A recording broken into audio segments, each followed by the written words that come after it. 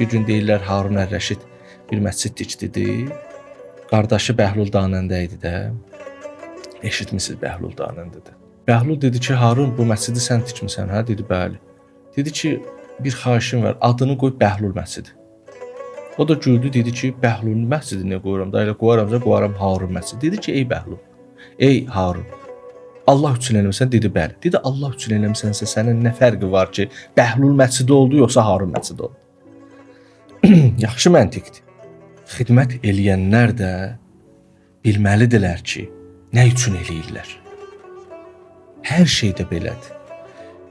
Bir kollektiv olaraq eləyirlərsə də, ya bu icma, o icma, yəni bu ruhaninin icması, o ruhaninin icması. Allaha and olsun ki, hər bir icma arasında onun uğruna bu icma sevinmirsə, bu icmanın elədikləri, ümumiyyətlə bu adamın elədikləri şübhəlidir. Çünki iş Allahın işidir. Sən nə üçün sən tərəfdən olması? Ona görə də bizim üçün heç bir fərqi olmamalıdır. Heç bir fərq.